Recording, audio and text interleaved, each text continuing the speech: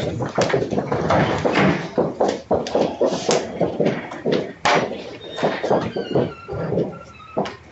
throw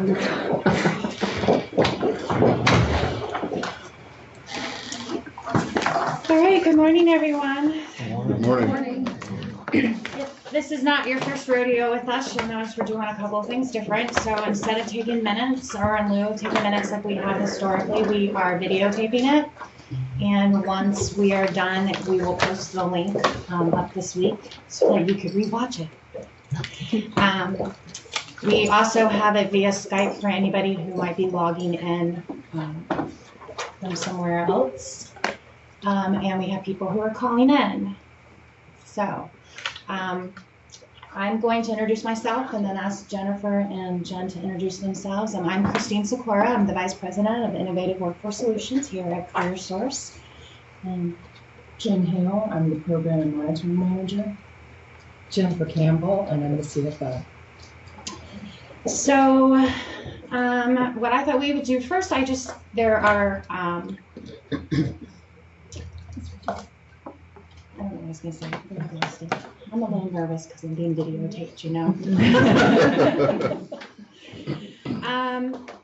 There are attached to the request for proposals, there's obviously the large parts, which is for the center operator, for career and training services for adults, and career and training services for young adults.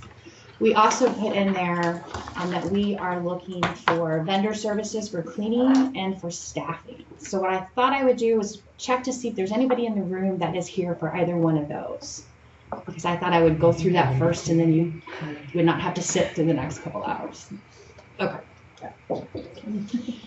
I wanted to go over the RFP timeline, and then as we go through it, please just stop me if you have questions. This is your meeting to ask us our questions. If we don't know the answer off the top of our head or can't find it, we will parking lot it and then we will post the question on our website with the answer.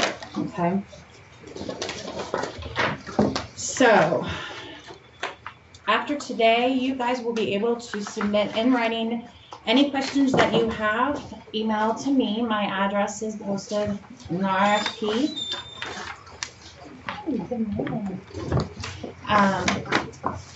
And you can do that up until Monday, February 3rd of 2020. And then after that, only technical questions will be answered. Okay. All questions will be answered and posted on our website so that everybody will have access to them. I want to sit. There's one seat down there by Brian. No, we're fine. Okay. If you haven't gone through this before, let me just go ahead and talk about how the process with the proposals go. Okay. So all proposals will be due on March 2nd to me by 4 o'clock. They will be delivered here. The specifications are in the RFP as to how many copies and sealed and so forth, so I don't think I really need to go through all of that. Then what will happen is the Career Pathways Committee, which I am the staff liaison to, will receive all of the proposals. I want to go ahead and let you know that any of our committees are always posted within 10 days of the meeting so that they are notified on our website. So you can find the time, the agenda, and everything 10 days prior to the meeting. We will, at some point within the first week of March, bring the Career Pathways Committee together, and I will be passing out proposals to all of the committee members. The Career Pathways Committee consisted of both board members and non-board members. So the chair is actually Nancy Bradley, and she is the vice chair of our board. So she will chair the Career Pathways Committee. It consists of business members, and it also consists of community partners that collectively, with their experience and the needs of the community, will review the proposals. So they will come together, we will pass out the proposals to each one of them. We will do a cost analysis. I will answer any questions that they have, refreshing their memory on the RFP and so forth. We have been working together with the Career Pathways Committee for the past year, so they're pretty familiar with what it is that we're asking for. Then they will take their proposals and enjoy 2 to 3 weeks worth of reading, depending on how many we have. And then we will bring them back. And at that meeting, again, it will be noticed on our website 10 days in advance with the agenda. And the sole purpose of that meeting will be to review all of the proposals that they've read, and we will go through them, and they will make recommendations for each of the 3 components. Their recommendations will then go to the Executive and Finance Committee, and then it will go to the full board in May. The board ultimately will make the decision. We have heard that the allocation plannings this year might be a little bit later than they normally are. Historically, CareerSource Florida's board meets in May, at the end of May, and at that meeting, that is when they do the allocations to all of the regions. So proposals will be accepted, and then in the month of June, based on our allocations, we will go into contract negotiations with those that have been selected. So the month of June will be very fun and very quick. Any questions so far? Okay. The contracts are written based on a cost reimbursement and a performance basis, and they are about 50-50. So 50% of the contract will be on cost reimbursement, and the other 50% will be a combination of our performance that we are graded on and local deliverables that we put into the contract. Those are done in negotiation with whoever the contract is. You can find, if you are not already aware, you can find the performance on floridajobs.org, which is the Department of Economic Opportunities website. There you can find what our WIOA performance measures are and our Wagner-Peiser measures are. I don't want to go through all of them. I'm assuming most of you probably know what they are. If you don't, you can find them on their website. Also, I just would like to mention, when it comes to performance, CareerSource Florida has a new incentive performance that they are doing this year in lieu of the performance funding model that they have done historically in the past 3 years. So the way this one will work is it is based on quarterly performance that each of the regions meet. And so since this is new, I'm going to go through a little bit with you, but keep in mind we're still in the process of learning this with CareerSource Florida because it is new. There are 3 measures that we are graded on. The first one is employment rate the first quarter after exit. And that means the percentage of WIOA and Wagner-Peiser participants who exit the system and had certified wages the first quarter after exit. You'll notice that's different than our WIOA performance, which is the second quarter after exit. Okay. The second one is the participant training rate, and this is the percentage of WIOA participants who received training services. And then the third one is the business penetration. This is the number of business establishments provided a staff-assisted, high-valued service by the local workforce development board. Can you say that again, please? I'm sorry. I was just going to ask that. Yeah, that's okay. I can't type that fast. It's business penetration, and it's the number of businesses that were provided a staff-assisted, high-valued service. With that being said, it is within 5 of our targeted sectors. And so we had to submit to the state of Florida what sectors we wanted to focus on for this measure. And they are manufacturing, professional, scientific, and technical services, construction, retail, and healthcare and social services. The way the continuous improvement performance initiative works is it's done each quarter. and it's by each performance. So if we meet one of those 3 performance incentives, we will get the incentive for that one measure. If we meet 2 of them, we get the incentive for 2 of them. If we get all 3 of them, we get the incentive for all 3. So it's not an all or nothing kind of incentive like the performance funding model was previously. How long of a lag time will there be in the state making these numbers available to us? I don't believe that question was answered on the last webinar, but it was asked. I will check to see if that was done. Because historically it's months behind. When it comes to the certified wages, I believe they said it was going to be 60 to 90 days. Okay. That's what I recall. Okay. However, the other 2 are being pulled from Employ Florida, Mm-hmm. so those should be pretty immediate. Okay. So just for clarification, in the RFP, one of the acceptable fields of work was something to do with the hotels, like hospitality. Hospitality. So hospitality is not So- in the group that is Right, we have incentivized. 6 identified sectors here locally that we focused on, and hospitality was one of them. But when it came to this incentive, we were only allowed to pick 5. Okay. And so we looked at our data as far as which one of the 2, and it really came down to retail and hospitality, which of the 2 had the higher wages,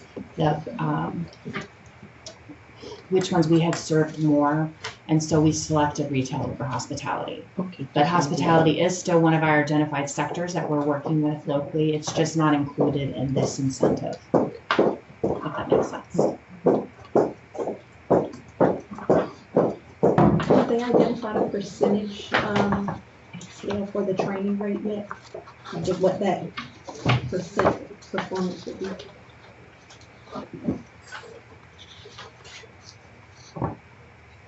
Is it negotiated? I do not know, but I will find out. Will the training rate include the OAU? Just No. what was the question? Whether or not it applies to youth, I will double check, but I believe the answer to that is no. However, our youth programs do provide services to businesses, and if they are recorded in Employ Florida, as they should be, they would be included in this because it wouldn't be determined by the participant, it would be determined by the service that was provided to that business.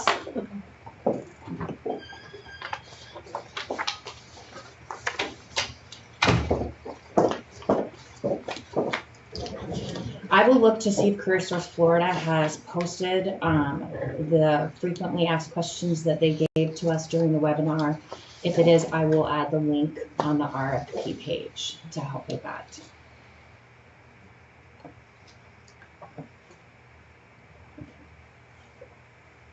On the employment rate, is there any measure of like the hourly wage that weighs in with the incentives?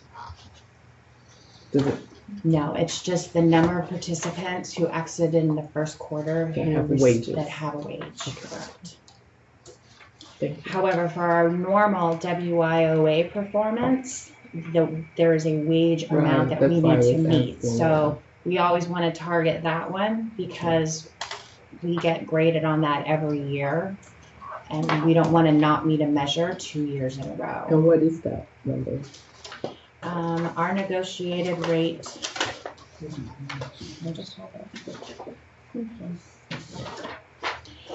For adults under WIOA, for the adults, it is 6,850. For dislocated workers, it is 6,850. And for anyone enrolled in Wagner Pizer, it is 4,850. The youth do not have a median wage in their performance measures. Thank you.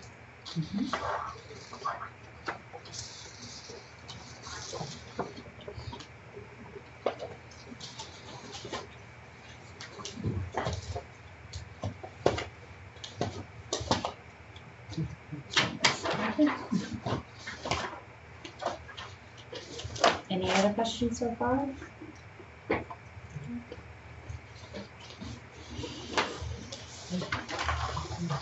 So I'm just gonna do like I did last year, just kind of go through the RFP, and please stop me when you have a question, and we'll take it from there. I have one general question before we get started. I'm not real sure where it would fall in the RFP, but in order to provide services as outlined in this RFP, it's going to require resources, mostly staff, that are beyond, what we have had in the last 4 years. Do you want us to write this using the funding levels that we have had this year? Or can we give you what you're asking for here, and then once we find out what the allocations actually are, submit to you a modified service delivery plan?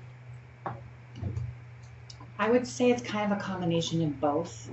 We posted our past 2 years of applications on our website so that you would have a general idea. So obviously, if we have gotten $7 million, which I know that's not the right number, Right. Right, and you submit something for $10 million, clearly there's going to be some kind of negotiation, because the odds of us getting a $3 million increase is not going to happen. But we would have the opportunity, we would not be held to what was in the proposal, If our allocation, and we could do a modified service delivery plan. of course, yes. Okay. So in your proposal, you really want to put it in the staffing patterns that you see would be the best way to deliver the model that you are submitting. Okay. Based on our historical allocations. And then if they're drastically reduced, we would obviously go into negotiations to figure out how we would do that. Okay. I have another general question. Will we be able to know who's attending this conference on Skype and on the phone? As of right now, I believe there is nobody online. Okay, thank you. I'm sorry. So my understanding is Daytona didn't have a youth component in the past.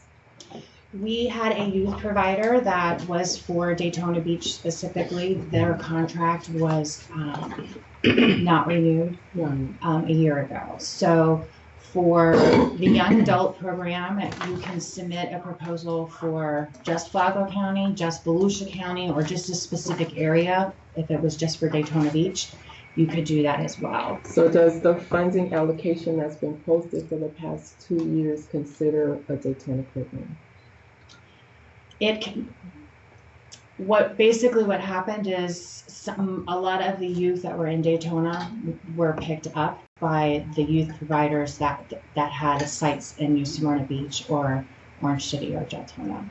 But that's our full amount of youth allocations that we have. Okay, thank you. And we will take into consideration that we want to make sure that all youth within both counties are being served. Okay, thank you. When it comes to the center operator or career services for adults, the proposals must be for both counties. But for the youth, it can be for both counties, one county, or a small specific area. Previous RFPs requested that we submit job descriptions for every position. I didn't see this in the RFP. Is that a requirement of this RFP? We changed a couple of the forms, and I want to say that it was attached in the budget. In the budget. Okay, budget justification. Mm-hmm. Okay, and so it's not just the staffing pattern, you actually want the job descriptions in the budget. Okay. Sorry, No, I would rather you guys ask questions than sit here and talk for an hour. That was your question, or you had a question? Yeah, no, I'm glad she asked that, because that was my question too, was whether, yeah. Okay. So as I said, we are going out for bid for 3 services. You may submit a proposal for all 3. For the center operator, for career services for adults and businesses, and for career and training services for young adults. You could submit one for the center operation and for career and training services for adults and businesses, or you could submit one just for young adults. Okay, so there's the option for all three. Just keep in mind, both of the adult ones in the center operator is for both counties. We currently have 3 centers. Our comprehensive center is in Orange City. We have a center here in Daytona Beach, and we have a career center in Flagler. We also have what we call mini career links, and those are access points throughout the community at community agencies that we've partnered with. Our current ones are listed on our website. They do change. We have churches that, for whatever reason, either close or don't have the staff to be able to handle it, so they fluctuate up and down. For the Career Center operator, if you have partners that you think would be great to add mini career links, that's something that we're looking for, because the purpose of the Opportunity Act is to be more accessible to those rural areas or to those participants that don't have the means to get to one of our 3 centers. Can you describe the level of services available to the mini career links? So one of the big things is that we train the staff that are working there on how to access Employ Florida, which is the state system that we use for all of our job seekers. Right. The other is that we went in 2016, we stopped doing in-person workshops, and we developed online workshops. Okay. So that's the other thing that we provide to them, to show them how to log onto it, which ones are there, how to access them, and help them with that. So that if someone was to come into, say, Jen's church, they would know how to show her to job search. They would show her how she could access all of the online workshops if she was looking for a job or something. So they're not staffed by CareerSource staff? Mm-hmm. Okay. I know in some areas they are, but these are not. So we just go out, and if they ask for more training, we'll give them some training. We do check in with them to make sure they're still there, that they're still staffed, because we don't want them on our website and the people go there and they're not closed. Okay. And that is the responsibility of the center. Thank you. Yes. Is there any minimum infrastructure needed from those needing career links, computer lab, or a workstation that is designated for those? Yes, they need to at least be able to have computers for people to come in and access Employ Florida or online workshops. We have, in the past, when we've had computers that we were no longer using, that we were like rotating out of service, we might donate them, but yes. Okay. I'm not going to go through the whole customer service and the career pathway philosophies. That's at the beginning. It shouldn't come as a shock. It is part of the Opportunity Act. That the career pathways philosophy built right into it. So I'm going to go into the Career Center operator. Again, we've listed the addresses for the 3. Christine, Yes, before ma'am. you go to that, Yes, ma'am. in one part it was talking about human-centered design. Mm-hmm. Would you elaborate on that as far as what your definition of that is? Sure. Really, when it comes down to it, it's when we say human-centered design or customer-centered approach, really it's if the customer is coming in trying to see it through the eyes of who is coming in the door, as opposed to it. Many times it's hard for us because we know our system, we know what we serve, we know what we have, but making sure that those that are coming in the door for the first time are treated with the respect that they deserve. I remember when I was unemployed and had just had a baby, the first time I walked into a one-stop center, and it was very overwhelming. So it really is just looking at it from the eyes of somebody who has come in, who really maybe it's their very first time. It's also involving in that trauma-informed approach, right? If somebody is, like I was, 8.5 months pregnant and laid off, there's a lot of trauma that goes on there because you no longer have the income and you're about to have a baby, and it can be very stressful. And so it's just really looking at how do we handle the customer in whatever spot in their life that they are at. somebody who's a college graduate that heard about us because of their, guidance counselor at the university is someone completely different than who's now on cash assistance and food stamps and is trying to get a job and has 3 kids. Okay. So it's really trying to look at all the different approaches and how are we going to serve them. Okay, thank you. Is that something that is typically occurred in collaboration with the board and the service providers? Yes. We 2 years ago did human-centered design training, all of the board staff, and I would say the majority of all of the Career Center staff did it in small classes, and actually were certified as in the human-centered design approach. But absolutely. Okay. At no time do we just say, here you go, here's your contract, and we'll see you in 3 years. We are always there to support in any way that we can. Okay. So each of the sections, regardless of which one of the scope of works, has 6 outlying topics that we would like to see addressed in the proposal. So for those Career Center operator, the first one is the outreach, the physical, programmatic, accessibility, and confidentiality.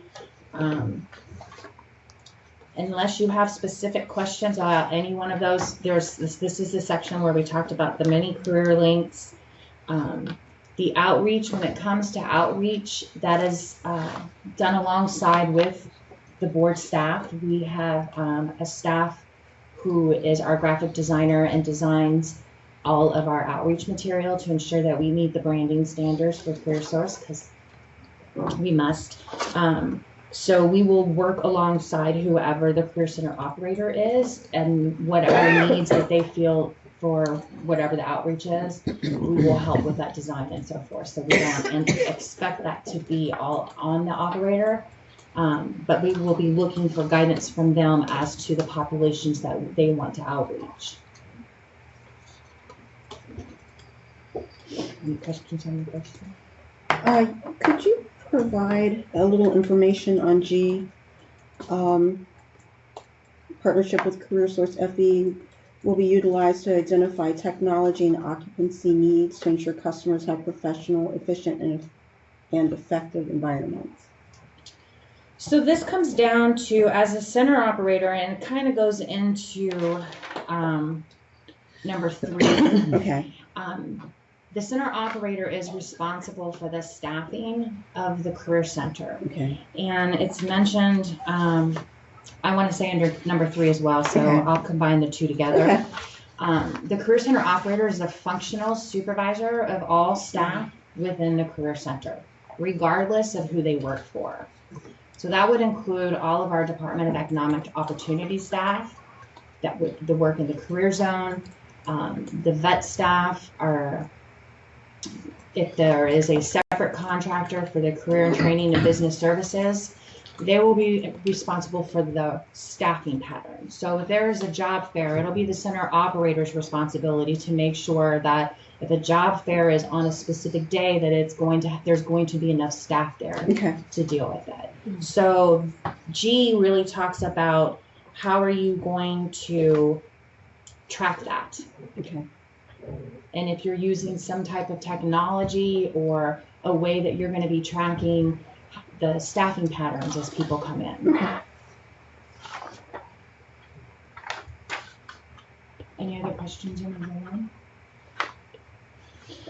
Okay, number 2, the center operation and coordination partnerships and certification. This comes down to our one-stop partners, our mandatory partners under the Opportunity Act. So in partnership with the board, it'll be the center operator's responsibility to work with our mandatory partners to get the memorandums of understanding that are required, help with the writing of them, ensuring that we have our mandatory partners in our comprehensive centers, reaching out to them.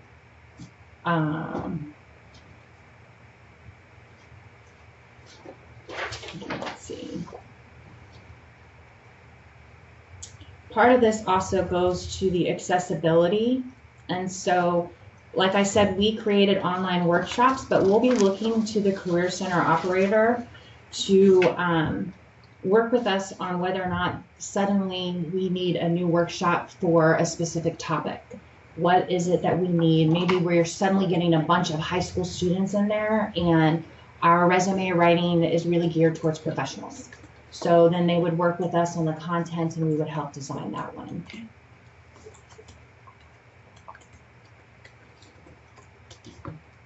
And then when we do our annual recertification, making sure that all of our career centers are ADA compliant, making sure that there are computers that are available for those that are visually impaired, those that might be deaf or have any other disability, making sure that we meet the needs of anyone who comes into the center. In the online workshops, it looks like they were developed in Adobe Articulate or something similar. They are. Is that in-house that you are developing? Okay. And so any new workshops we would work through?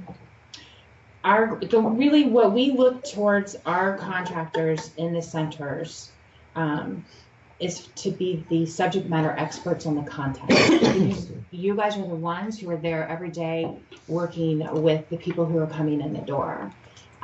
If the young adults are needing a workshop on study skills, because we're finding that they're getting their GEDs and they're going to college, but they're not staying there, then we would work with our young adult provider to find the content and help design it to meet the needs of the young adults. And some of those workshops are several years old, so we're working with staff right now on updating the information on it so that it's kept up to date. But the designer we have in-house. Okay. But it is done on Articulate, and Moodle is the site for where they're housed. Okay.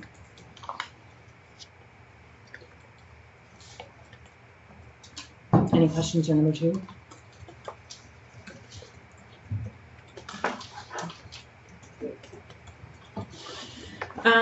Number 3 again goes back to the Career Center staffing patterns. And again, this really comes down to the center operator being responsible for the functionality of the center and all those that work within the center. So if there are 2 providers, we have a center operator and we have a contractor for career and training services for adults. The contractor for career and training services, the HR person, if there are issues, that contractor would deal with it. But when it comes to the staffing patterns within, it's the center operator who will be working for the trainings, making sure that there's enough staff there. Their job is to make sure that the centers are working and functioning smoothly, coherently, coordination.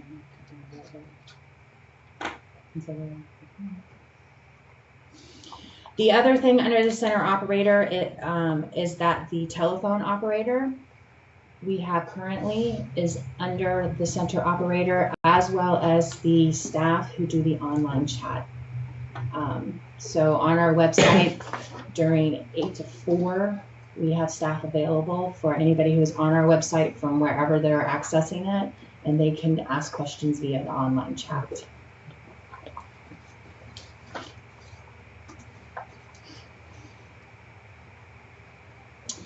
Number 4, this one, if you're not familiar with us, is specific to our region. It is the first impression team. This was something that we developed several years ago, and it really is addressing those who come into our center who have never been in our center before. This may include college students, high school students, our professionals. Right now we serve our professionals through a networking. So anybody who comes in that would be considered universal, whether they are filing for unemployment but have never actually been in the center, they would meet with the first impression team member. Those staff members understand all of our services so that when they come in, depending on what those needs are, they would be able to guide them through the services and refer them to those things that would be specific to them. You all know that our unemployment rate is very low. So those that are coming into our center right now generally are the harder to serve ones. So it would be staff who are able to refer them to services that maybe we don't provide, but it's a part of our community agency. If they're looking for childcare, knowing how to refer them to the Early Learning Coalition, knowing what our online workshops are so that if they come rushing in and they have an interview tomorrow, what can they do? Those types of things. They are familiar with labor market information. They know what assessments are available in the centers. They basically have a full understanding of everything that is provided, including our young adult programs. So if somebody comes in and they're 19 and they're a high school dropout, they need to know that we have young adult programs where they can go and get services and so forth. This doesn't have anything to do with anything except you just said young adult. Are they required to register with selective services in Yes. these programs? Okay. Yeah. I don't know. Something you said just triggered that. Okay. Yes, they are. They are required. Okay. Under A in section 4, can you further define targeted populations? It has new high school graduates, college students, professional job seekers. So this really is just stating that because the unemployment rate is so low, that there are those populations that maybe we currently aren't serving that we could be serving better. We have a really strong university system in Volusia and Flagler County. Okay. But how many Bethune-Cookman students or Embry-Riddle students know who we are? How many that live in the housing authority know who we are? So really reaching our professionals that come in, that may have been laid off. Generally, they're a little bit older, have master's degree.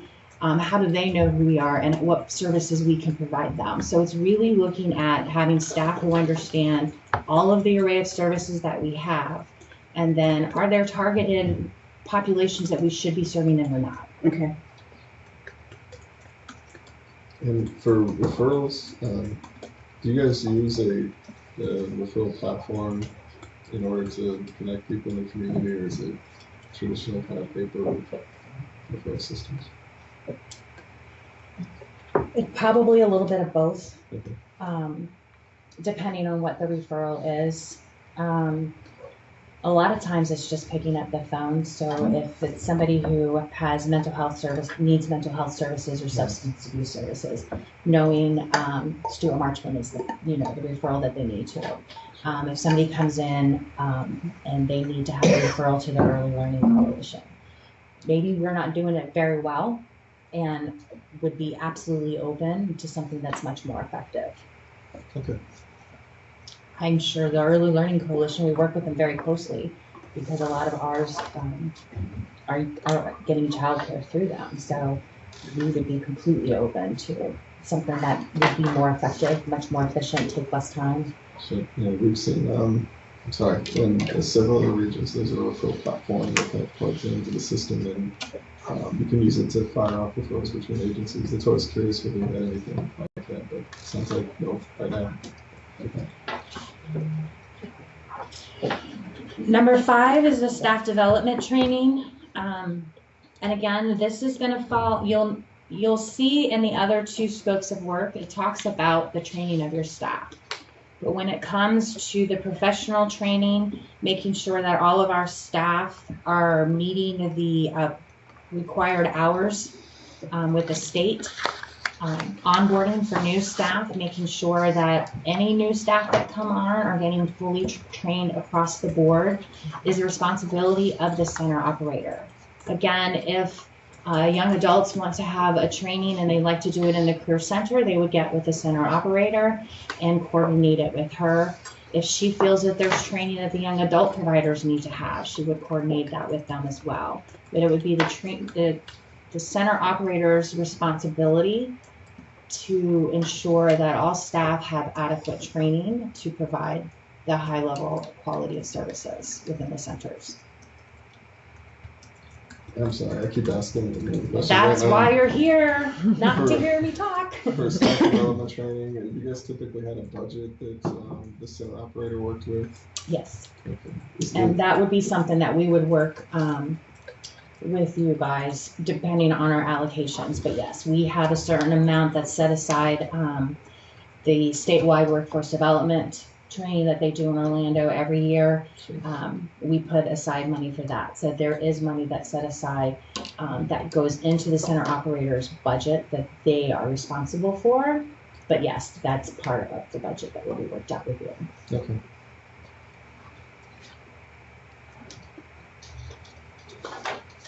Any questions on this training?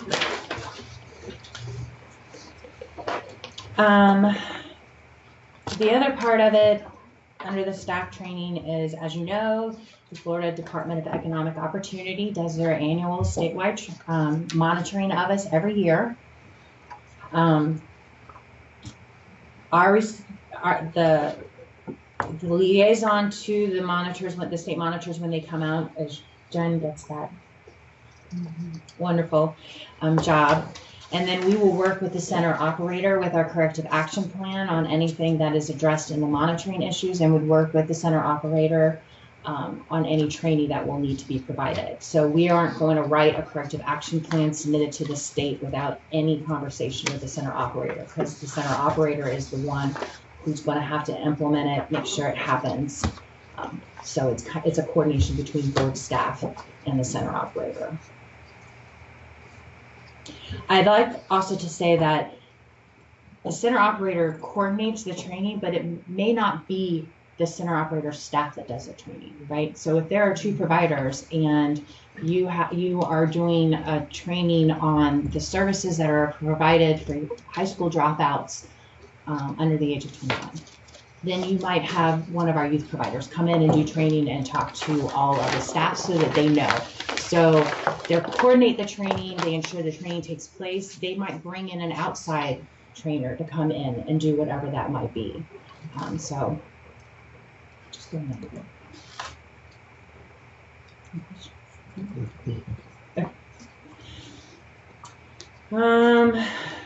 Number 6, quality performance data and reporting. We work with the center operator when it comes to our performance. We are looking for all of our contractors, regardless of which scope of work they have a contract with, to understand fully what the performance is, what we're held to, both our statewide performance and the incentive programs that might be new, like the new one that's come out from CareerSource Florida, because we're held to a certain level of performance and we have to meet it. If we don't meet it 2 years in a row, then the state can come down and make changes. So we very much are looking for someone who thoroughly understands it, has a way of tracking it, is keeping an eye on it, and is working with all of the staff, including our young adults, to ensure that we're meeting it.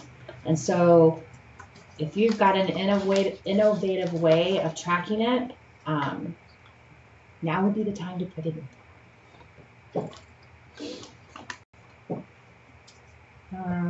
The other piece of this, I'm not sure if it's in this part, is that the center operator, bless you, is responsible for the certification of all applications for the opportunity participants, including young adults. Okay, so any applications that are submitted go through the center operator staff and they certify them. And we work closely with the center operator staff. If something new comes down, if something changes.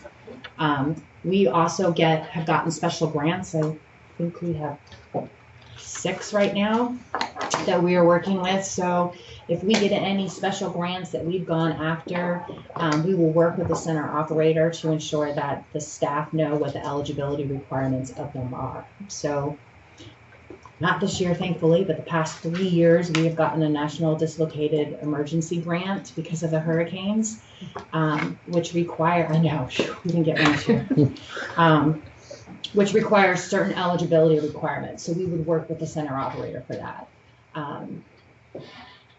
So that piece is under number 6 as well. Any other questions under the center operator? I'm looking for internal monitoring. Has that been removed, or is that referenced in I here? thought that was. That's in here. Okay, Number okay, 6. okay.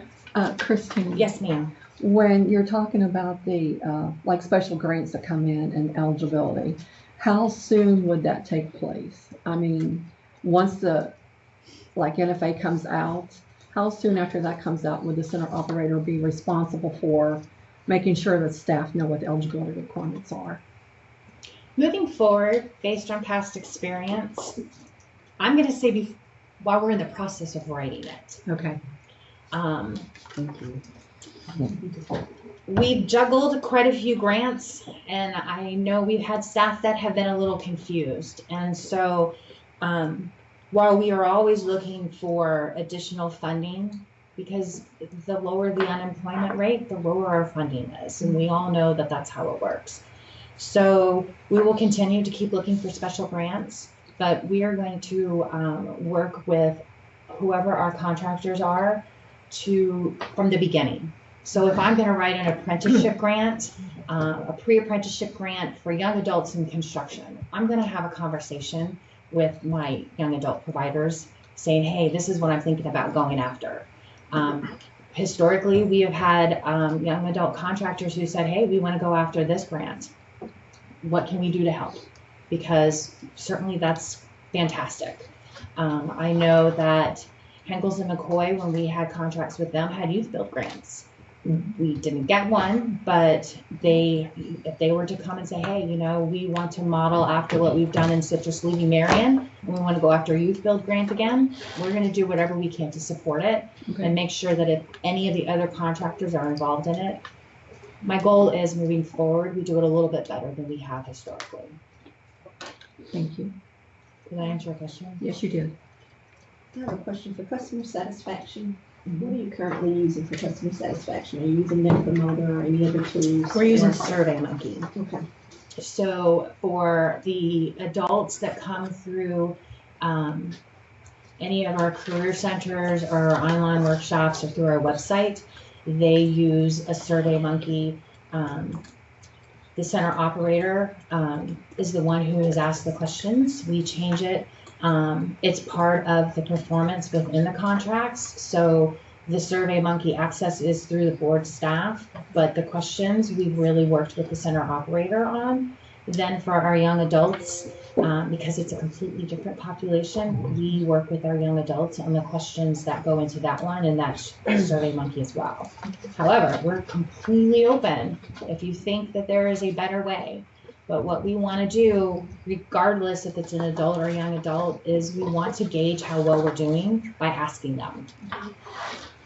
It's just two different populations. We ask our young adults a little bit different questions. The question was asked, I guess, on satisfaction for customers. What about the business customer satisfaction? What is used for that, and how often is it? It is currently the Salesforce. Okay. Should that change? Because right now our access to Salesforce is paid through the state. Do we pay for Salesforce? The state pays for it.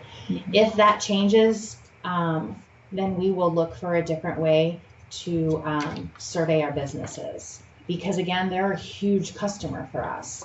I know some regions look at them as their main customer and the job seekers the product. So we need to know, are we providing them quality candidates, quality services?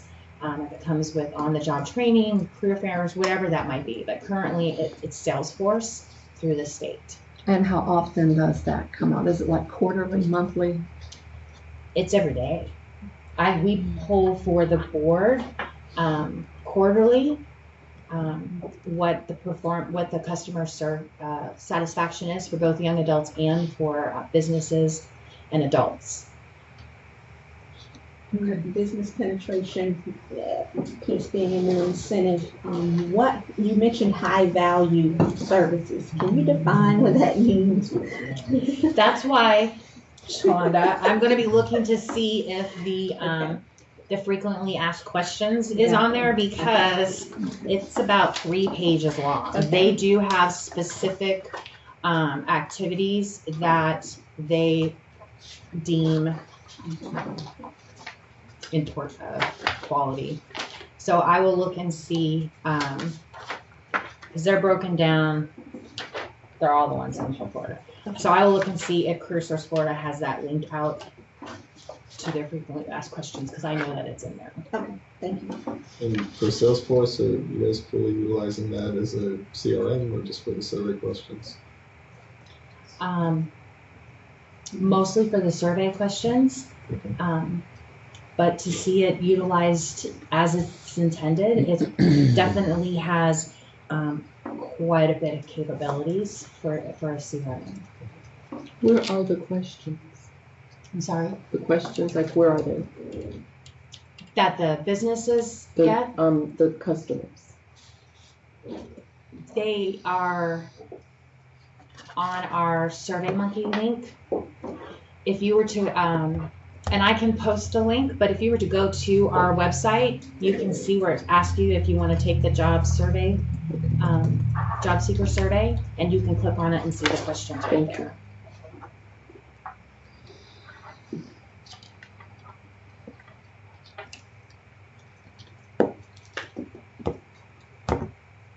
And I will add the link to the RFP for the youth, because I don't think that that is on our website. And so we currently just give that to the youth providers, and they have the youth fill it out. So you wouldn't have access to that, so I will add that to the website. Thank you. Mm-hmm.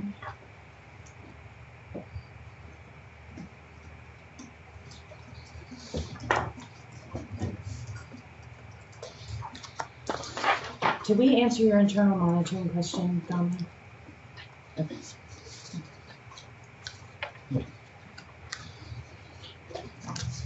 Any other questions on the center operator?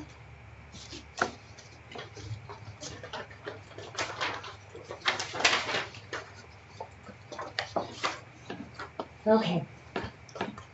So next is the career and training services for adults, dislocated worker, and businesses. Historically, we have written in our request for proposal for you to talk about what you're going to do for staff, what you're going to do for WT, what you're going to. The way we have written it this way, moving forward, is it is for all program funded for any adult or dislocated worker that comes into our center. So that would include our RESEA customers, that would include our SNAP, our WT, and our Opportunity Act. So regardless of funding stream, regardless of what they are coming into our center for, we would like to have all of these sections so that we are not siloing out our WT customers get this and our SNAP customers get this. We are looking for a more seamless approach, because somebody who might be getting cash assistance might also benefit from an on-the-job training through the Opportunity Act. And so we want to make sure that whoever the case managers are within the centers, that they understand everything that is available to make that customer self-sufficient, regardless of how they're being funded. So you'll notice that's different this year, is that we didn't break it out. It incorporates any adult that comes into our center for services. The first section, program and case management staffing. Again, knowing all of the different funding streams. We're looking for you guys to tell us how you would staff to serve anybody who comes in, regardless of how they're being funded.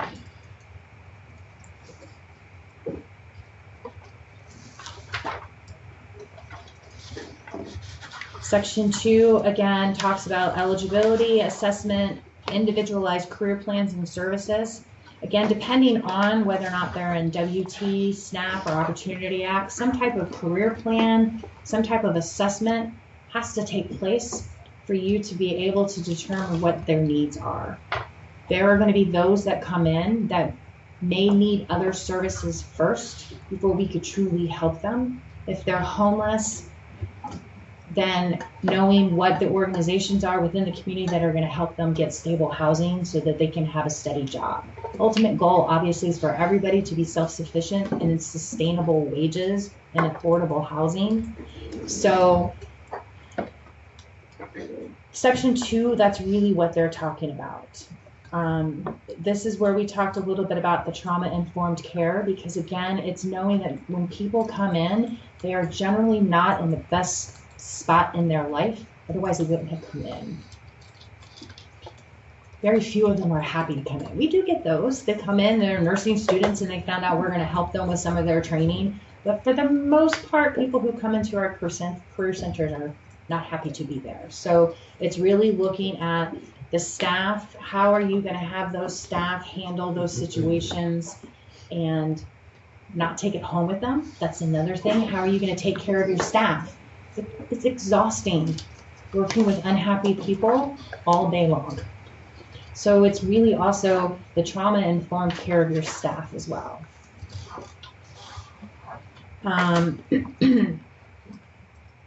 There's information here so that case managers know about labor market information. If somebody comes in and their occupation doesn't exist anymore or is being weeded out, how are your staff going to be able to provide assessments, use labor market information to guide them into another career, what opportunities are out there, knowing what jobs are growing, which ones are declining. We do have currently a board staff who is certified in Jobs EQ. That is our labor market platform that we use. I have access to it, as do Robin or Charlie. So we will work with whatever contractor needs that labor market information. Warren's pretty good about pulling it in very quickly. But staff need to know how to utilize that information. Just giving them some statistics and they don't know what it means isn't going to be helpful in any way. That also works with businesses as well. So under the business services team, we work with businesses. Our business service reps will call and they have a business who can't seem to fill a warehouse manager. And they want to know what is the median wage of the surrounding counties because they want to find out if they're competitive. We can pull that information. So just keep in mind that when it comes to labor market information, you can build in the ability to work with us to provide that, however you see that fitting into your program.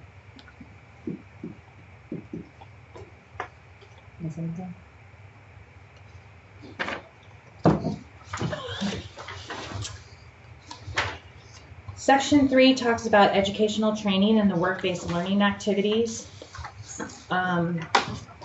A lot of this has to do, obviously, with those programs that require some work-based learning for the customers to receive their benefits.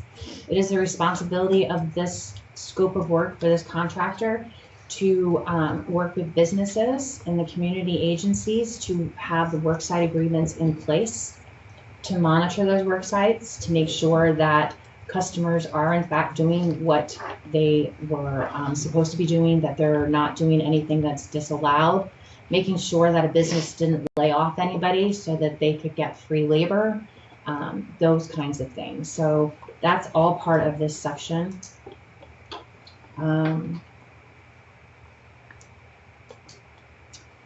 When it comes to any training, specifically to the educational training for the ITAs, that budget is determined by the board, and it's based on our allocations. And then we work with the contractor to let them know, here's how much training we have set aside for educational, working with our colleges.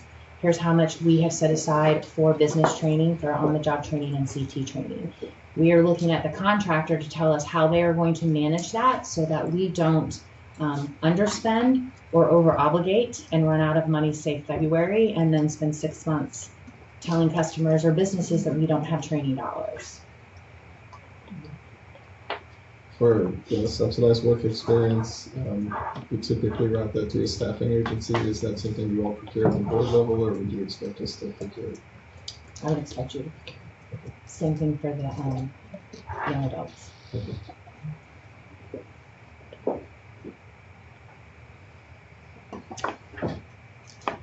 We all know we haven't, have we? No, we have actually. So for the last time we did unsubsidized training, we did the staffing agency. That was through our National Dislocated Emergency Grant that had work-based learning, and we did that. So my answer is wrong. I take it back. I was testing you. JC hasn't said anything. I was just seeing if she was paying attention. Apparently not.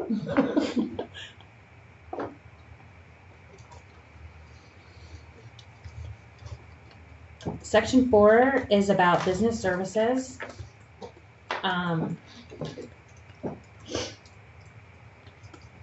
This is for our business services rep and our business services team. These are the staff that work with the businesses to look at what opportunities they have, what positions they are trying to fill, discussing the different programs that we have, like our on-the-job training, our customized training, how we can help offset the cost of new employees, current training, which is a big thing right now because right now retaining employees is business's biggest problem because it is a job seeker's market. And so this is the team that works with businesses and I'm talking to them about how we can help with the customized training and help them with the retention. This team also should be working very closely with all of the case managers, including the young adults. As far as if I've got somebody coming in who is looking for a nursing position and Jen's a business service rep and she happens to know Advent Health has got 5 positions, we should be having some kind of conversation and not be working in 2 different worlds. So that's why the business services team falls under this scope of work because the 2 kind of go hand in hand. People looking for work, businesses looking for workers. They should also obviously be very aware of our performance, clearly.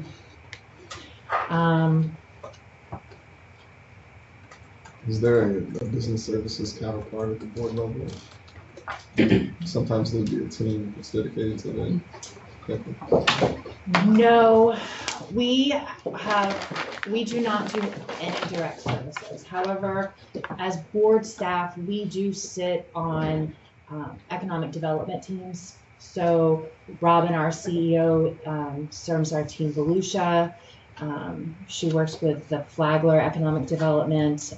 I sit on a couple of boards, as does the other vice president, and we work closely with whoever has that contract to make sure that what our business services are seeing within the business community, we're relaying that information. So it's kind of a 2-way street. What we're hearing from economic development, we would feed obviously to the business services team, but we don't actually have a business services staff that's a board. Okay. Thank you. Mm-hmm. And again, just like the educational training, the business services team will have a budget that is set aside, again, by the board based on allocations. And we expect for you guys to tell us how you will manage that to ensure, again, that we are not over-obligating or under-obligating, that we are meeting it throughout the year.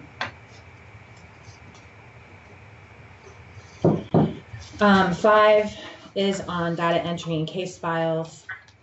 Shouldn't be a surprise to anyone. This just talks about accurate data entry. This goes to our monitoring. We are currently locally using Content Central for our electronic file system. Any new staff, new contractors that come on will be trained on how to use it. Employ Florida is the state system that we use. And then the last section on here is performance management. And again, while this center operator is responsible for overseeing and tracking the performance and how we are doing, there is a separate contractor under this scope of work. They need to have a thorough understanding of what that performance is. And if the center operator sits and says, you know, we are here and we need to bring it up to here, and working together to figure out how we're going to get there. But we expect everybody to fully understand what the performance is, what we're being held to. Any questions on this section?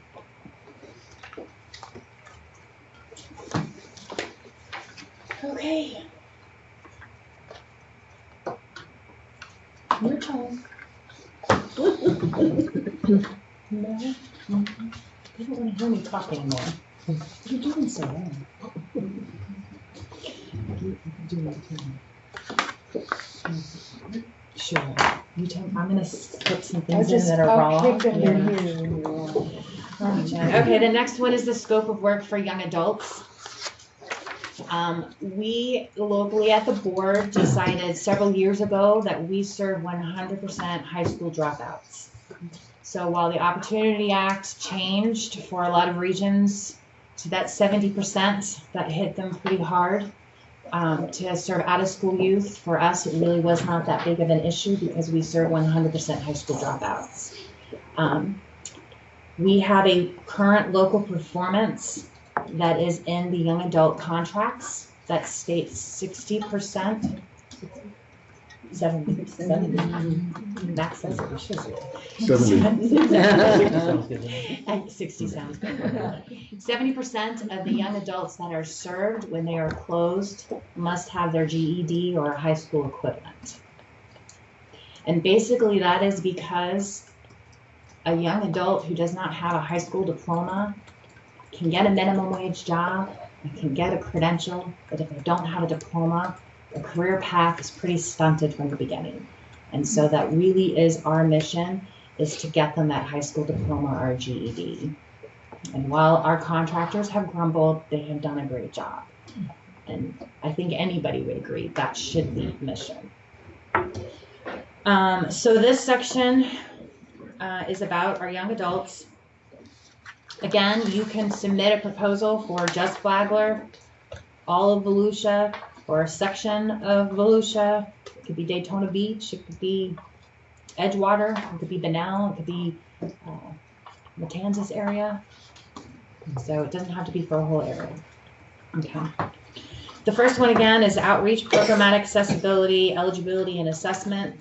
It's kind of a repeat of what we talked about for the adults. It's just specific to the young adults.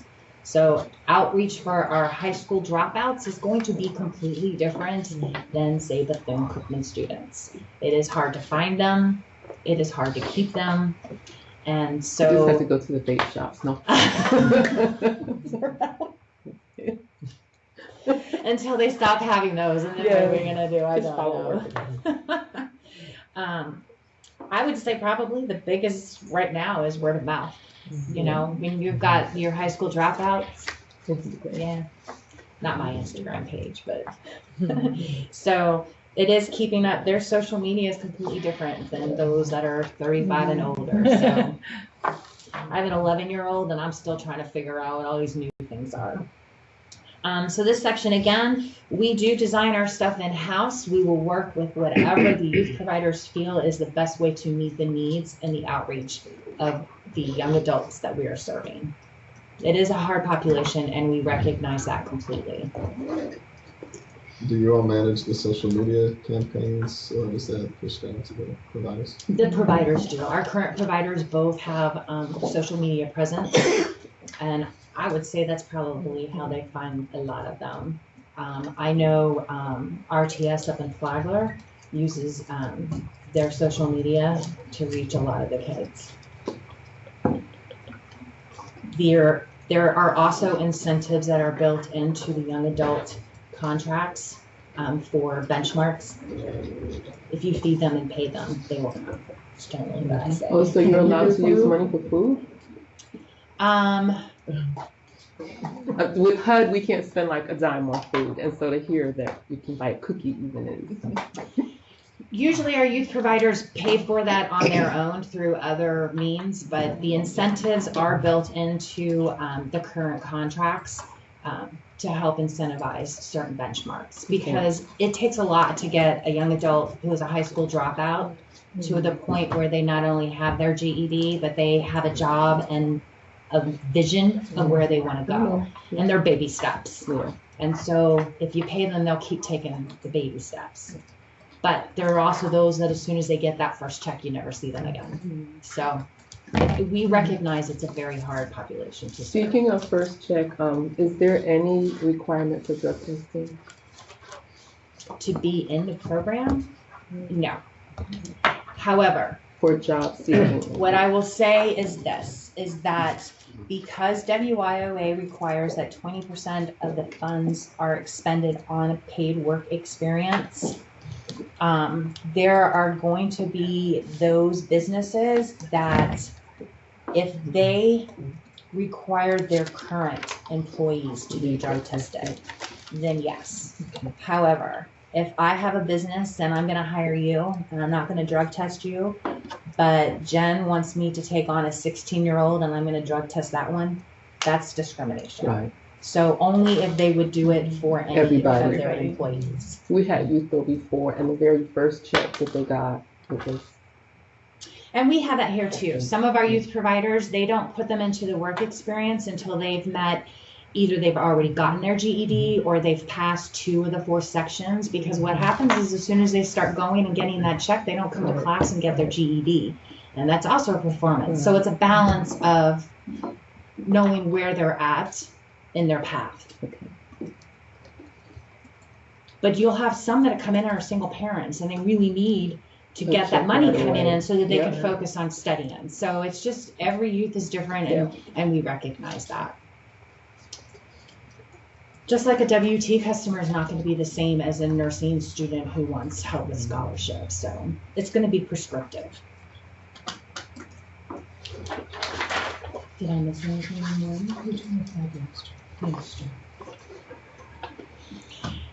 Number 2. Wait, I have one more question. Sure. So if youth or adults or whatever, if they've been served through these programs before, are they eligible to return?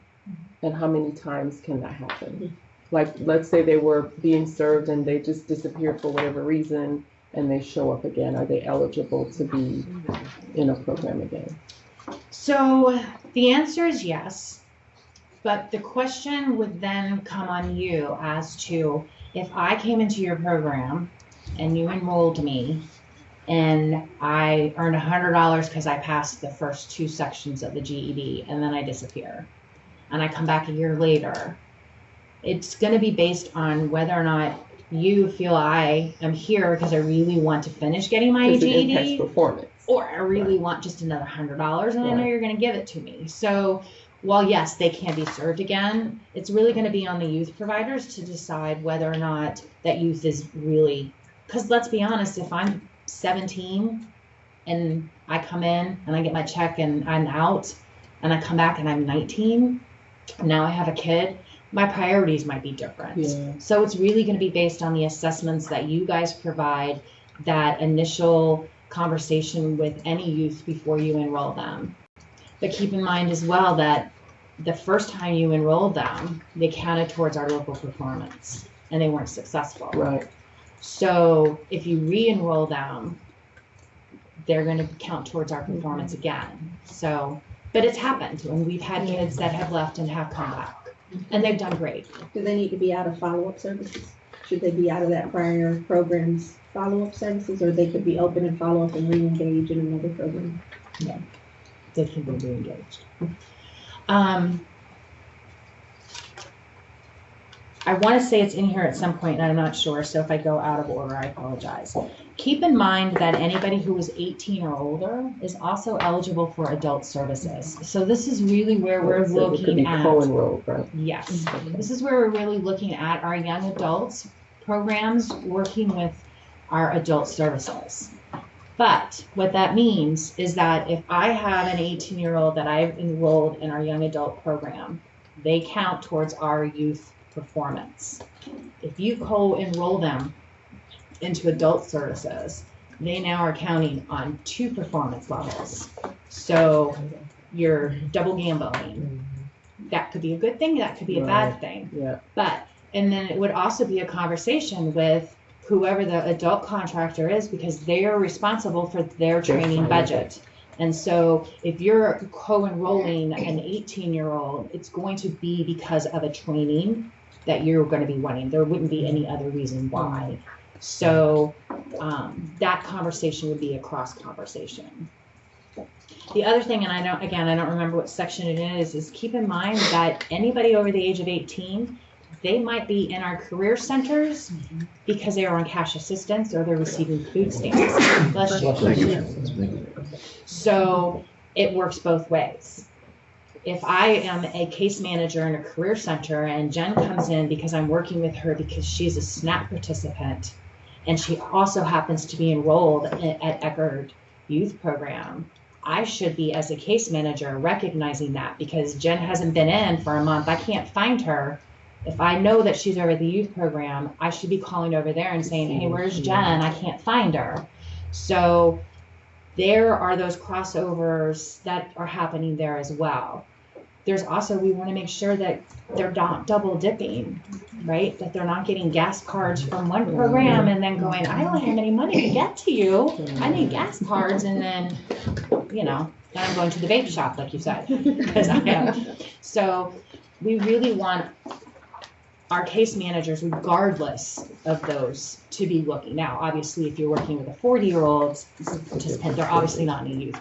But if you are an adult working with an 18, 19, 20-year-old, and maybe they're not enrolled in a youth program, but you're an adult case manager and they don't have a GED, why are you not picking up the phone and calling our youth program and saying, hey, I have a great participant who really needs to get their GED, and having those kind of conversations. So when it comes over to that crossover ages, there really should be cross conversations, both ways. That was number 5. Thanks. We'll skip 5 when we get there. Okay. Number 2, again, is the case management staffing and continuous improvement. There are trainings that are youth specific, and we know that. So if the youth providers want to provide staff training, that's great. But we also would like to have conversations with the center operator when it comes to crossover training so that everybody within the region knows all of the services. If you have youth providers, have case managers that don't know how SNAP works, doesn't know how welfare or the cash assistance works, you're doing them a disservice by not picking up the phone and working with the center operator and finding out how those services work. Because you might have a kid that suddenly turned 18 that might be eligible for benefits now, and if your case managers don't know how that works, you haven't served that participant adequately. So just keep that in mind when it comes to your proposals on how you're going to work on the staff training. Number 3 is really, again, we kind of covered it with the adults. It has to do with the individualized career plans for those young adults.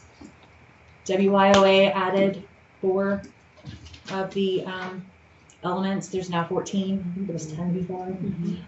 Again, that does not mean that you as a provider has to have all 14 of them in your program.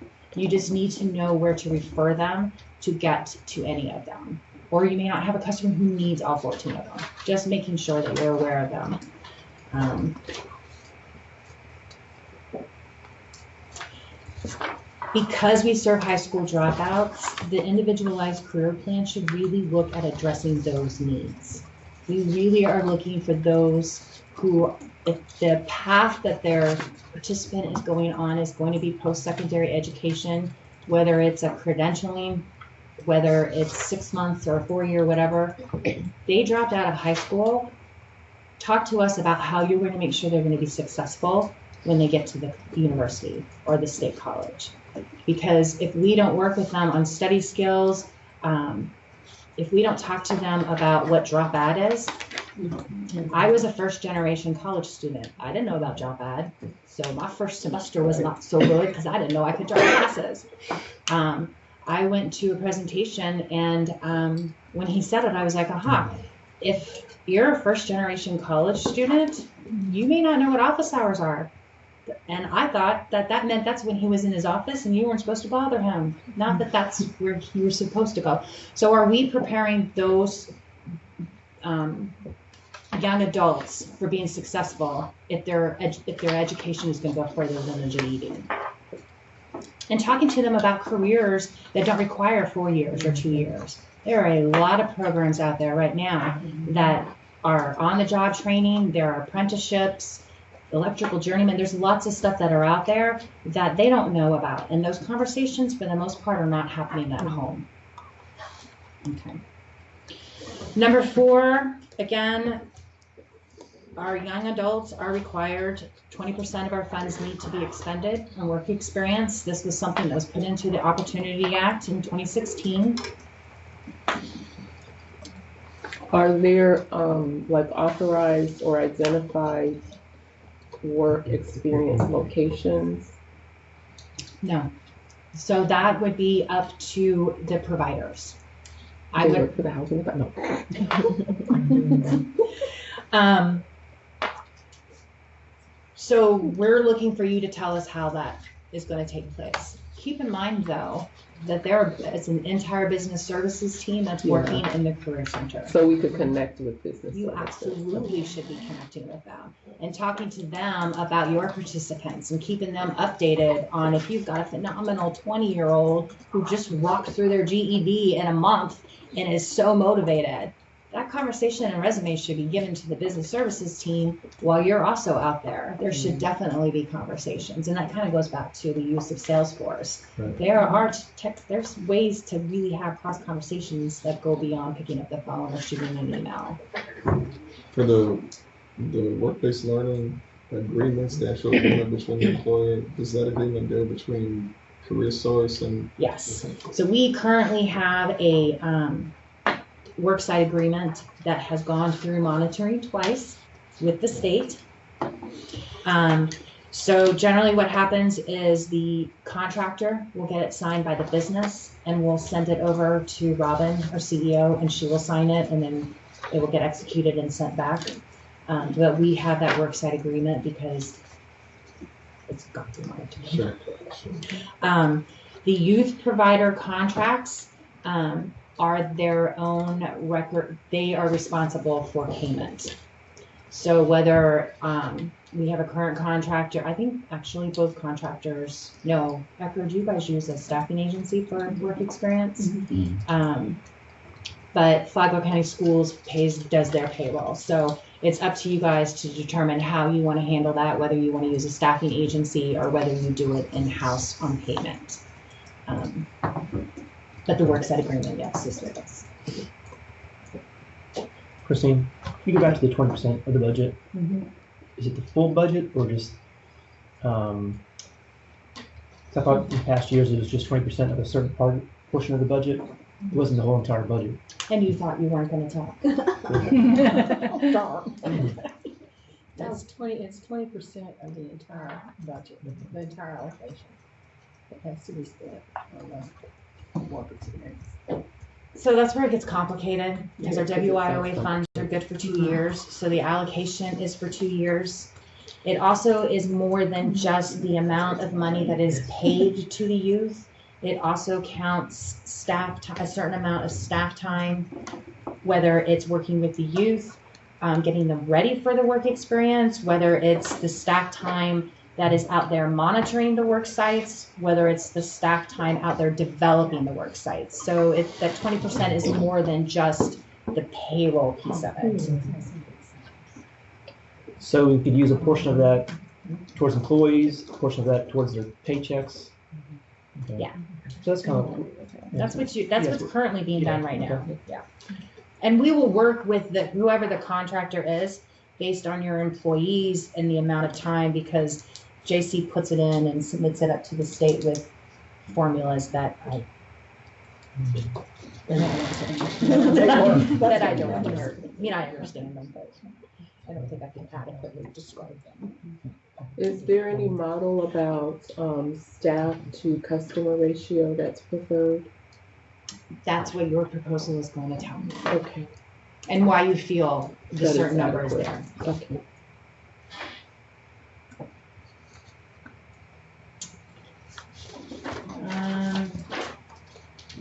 We already talked about number 5, so I won't go through that one again. That's just talking about making sure that anybody that's in that 18 to 24 time frame, that you're seamlessly working with adult services that may be appropriate for the participant. And then again, number 6 is the same as it was for the adults. This is data entry, case files, and performance. Fully understanding what the performance is for our young adults and our adults, because if you're going to be co-enrolling, that makes a difference. and obviously having accurate data entry in case files because of our monitoring the level of integrity. Any questions on the young adults? Is there a target number of young adults?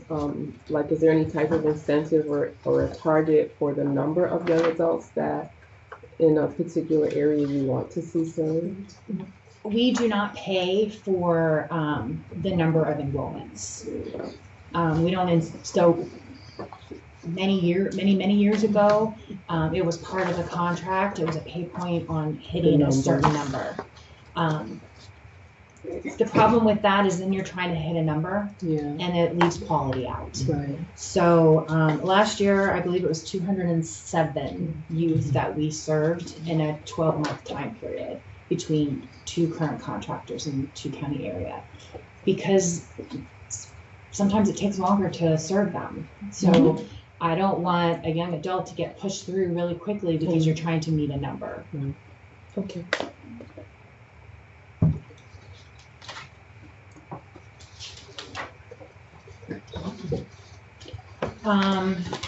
The rest of this, we didn't have anybody here for the vendor services. The rest of this really talks about the specifics. And again, unless you had questions about it, I didn't think I wasn't going to go through it. It's just how many to submit. All of the attachments are online. Should you have any questions, you can obviously email me the questions, and all answers will be posted on our website. Yes, ma'am. The contract itself, did you say how many years it was for? So we can renew it up to 4 years. So we go out for bid every year. We will write a contract for 1 year. For 1 year? Okay, so when we submit our proposal, it's for 1 year? Yes. Okay. And then we will, based on performance, based on whether or not there's any issues, then we go into contract negotiations for another 3 years. Every year what happens is the Career Pathways Committee will meet, and we will discuss our current contractors, we will talk about performance, satisfaction of the customers, and so forth. They then, just like they do for the RFP, they make recommendations to the executive committee and the full board for renewal of contract, and then I will go into contract negotiations for the next year. And we do that for 4 years, and then we go out for bid again.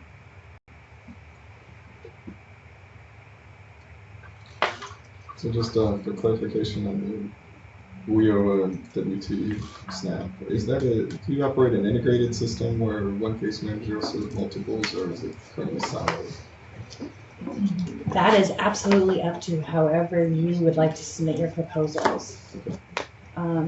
Currently, right now, it's a little more siloed. I know that there has been cross-training between our different case managers, but we are looking for you guys to tell us how you would like to do that.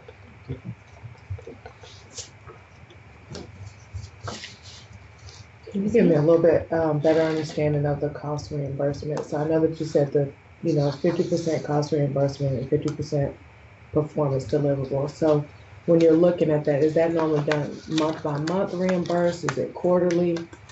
It's monthly. Now, there are some performance measures that aren't available every month. Okay.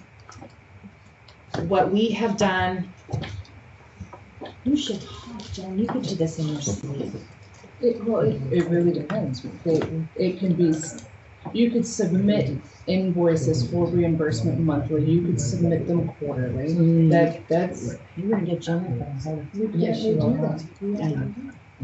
I prefer monthly. Okay. And there are, some measures are 12 months. You're gonna get them, I think there's 5 that can be, don't quote me, but I think there is 5 that can be billed every month. Then there are 4 that can be billed quarterly and 1 that is annually, if I recall correctly. And that's what That's under the performance piece. Deliverables, that depends on how the contract is written. It could be monthly, could be quarterly. Cost reimbursement, monthly. So when you just broke down, you said this one is for the year, this one could be quarterly. Where would we be able to see that? It'll be in the invoice. It'll We just- put that, okay. yes. Okay. And we do, so when we go into contract negotiations every year, I sit down with each of the contractors individually and we discuss the contract. So the 50% cost reimbursement that's there, that's not gonna change. So let's say it's $1 million to run your contract. $500,000 of that is gonna be in cost reimbursement, and you cannot bill for more than 33% in a quarter. So, because the majority you have of your the money, cost yeah. is gonna be salaries. Right. That's just how it's gonna work. So you can't eat through that very quickly. So there's a certain amount that you can do on your cost reimbursement every month. Then the other 500,000 is split in two. Part of that is based only on performance. And if it's a young adult program, it might include a local performance measure that's not a state. Like I said, our young adults currently have one that's a local one that you probably aren't going to see in any other region, where 70% of their youth have to have their GED. Okay. The state performance is going to be in there because that's what we're graded on. So we're going to grade you guys on it, right? Then part of that 500,000 is going to be on monthly deliverables. And that's where I sit and I talk to the current contractors. It could be on staff training, ensuring that you are training your staff, and there will be a percentage that you get to bill for every month. It might be on development of work sites for paid work experience, and that would be ensuring that you have a tracking system to make sure that you're meeting your 20% expenditures for paid work experience. So of that $1 million, 500,000, that's cost reimbursement. The other $500,000 is broken down. It's not 50-50, it's about 60-40, I think, with 40% being on performance and 60% being on those monthly deliverables that are set up in a conversation about, it's basically ensuring that you're successful. And so you're showing us every month that you're doing this and you're doing this, because that's how we know you're going to be successful. So since this involves cost reimbursement, what kinds of financials are required of the contractor in the submission, or are there none? So if you're doing cost reimbursement, most of our current contractors, they use payroll records because, again, that's the largest chunk of what their cost is. So if it takes $1 million for you to run your youth program, the odds are that 700,000 of that's going to be staff, right? So you can only get 500,000 on payroll. So the easiest way for you to hit your cost reimbursement is just to submit your payroll records with your invoice every month. Well, for the application, do you want to see financials of the contractor's financial ability, I guess? Or does it matter?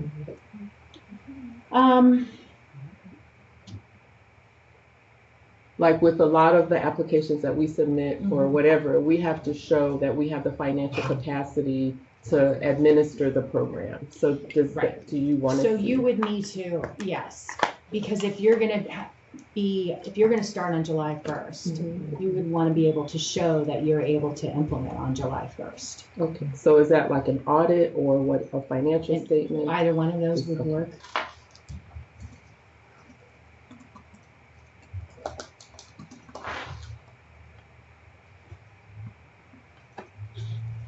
Any other questions? Will a list of the attendees of the bidders workshop be available on the website, since we didn't do introductions?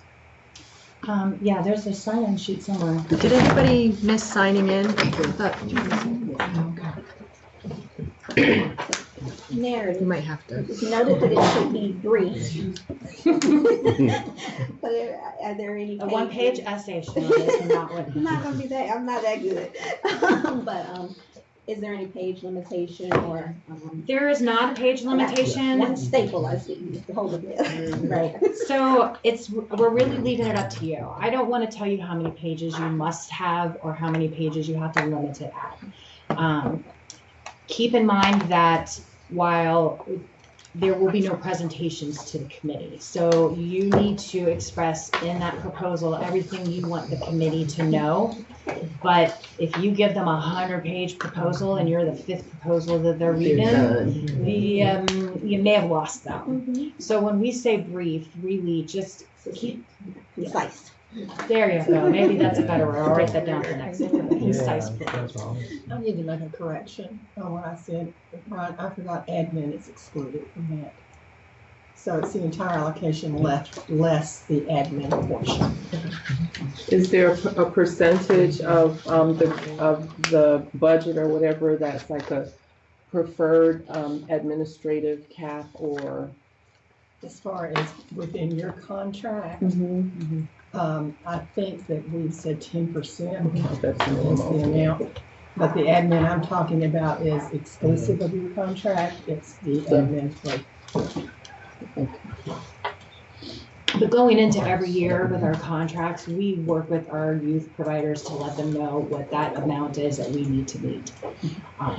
And we have had historically youth providers that work very well together. So I would say 4 years ago, we had one youth provider that wasn't spending as much, and we had another one that had already spent all of what they needed, and we moved it over. Because one, we have to do it. Right, you have to spend. But two, they were working together, and there was that conversation. And it's not reported separately to the state. It's It's reported one. It's a when you regional, get it. right? aggregate, yes. Yeah.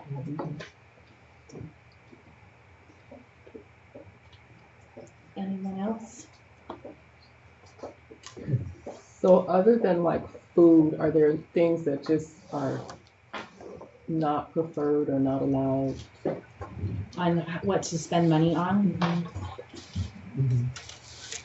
Well, it's WIO rules, so whatever is unallowable under WIO is unallowed. Sometimes things are allowed but not preferred. Yes. I guess that's the question. I will double check, but I want to say food is the only one off the top of my head that I can think of that's not allowed under the Opportunity Act.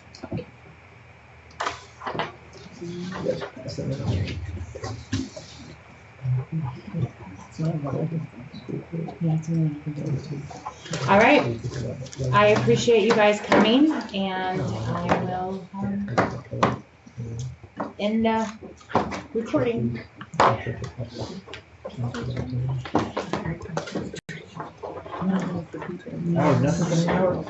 you get your sign in? Okay. And then Velma, did you pass that to her behind you? I think he might have signed in. Christine. Should I end it? Click hang up? Yeah, she already got it.